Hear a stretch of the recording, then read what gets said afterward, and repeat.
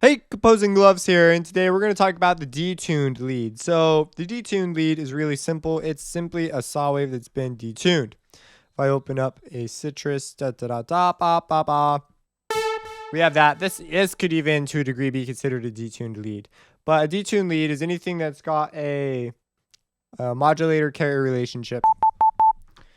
Not a modulator-carrier relationship. It's got this sort of thing going on. That's considered detuned. When things are hitting each other, it's essentially a Reese, only it's considered a lead because it's so high. So the hertz differences are so much smaller. So instead we get this sort of buzzing sound. That's our detuned.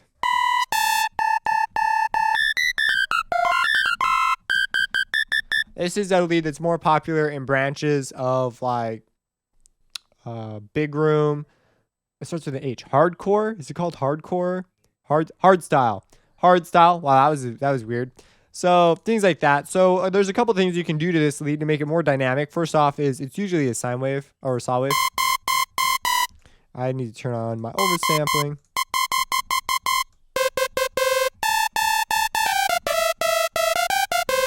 Another thing you need to be aware of is you need to play high notes because of the logarithmic nature of hertz. Science and basics and digital audio basics if you are unfamiliar with that. So okay, so that's pretty cool. Now, obviously you could choose a variety of waveforms. You could put out multiple waveforms in a parallel fashion. We have FM synthesis at our capabilities too. So we could FM 2 by 3 just a little bit and make 3 a low thing. And a low ratio serial relationship here. So 3 is modulating 3 is modulating 3. 3 is modulating 2.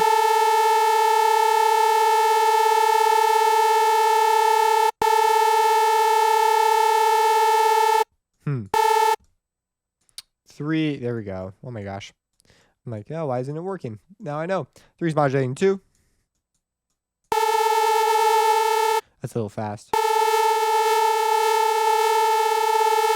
And so you see we get this interesting thing, and we'll modulate 3 by 4.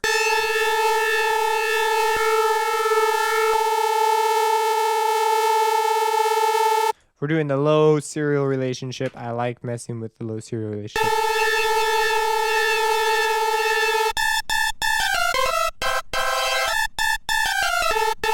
Not usually meant to be a chord, but they could be octaves. Another thing they'll do is after you unising the crap out of it, they will send it to be reverbed, delayed, and chorused. Because the idea is you're just creating a blur, just the biggest blur you can.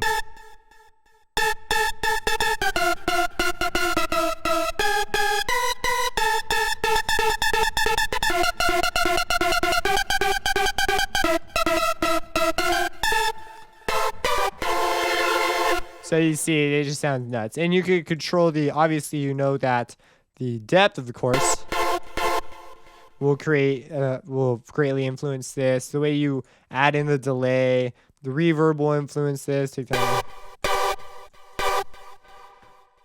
Add some pre-delay, that'd be kind of cool. 2, 3, 4. We could even make these triangle relationships to try and clean up our detune.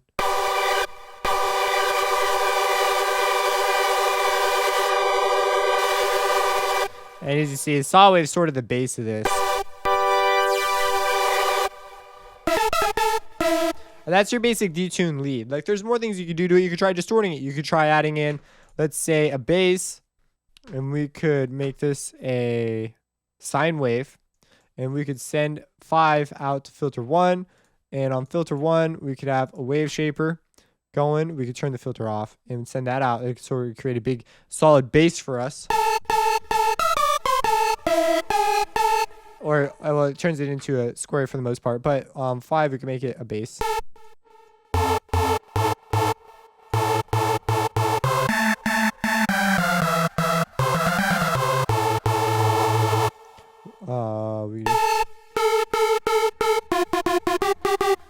Now, this is an important thing to be aware of, because by doing this with 5, you are allowing yourself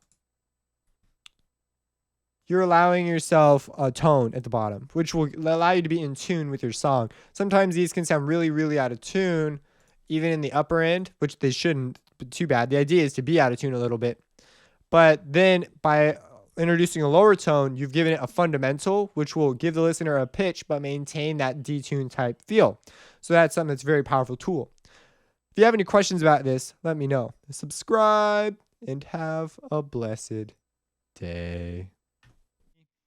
So we have this easy slash morph. The reason it's called easy slash morph is because you could easily set up one sound to change through a whole bunch of parameters, and you could switch between sounds easily. You could have 4 presets open and just go like this and switch between sounds. So it's called easy, but it can also morph between them.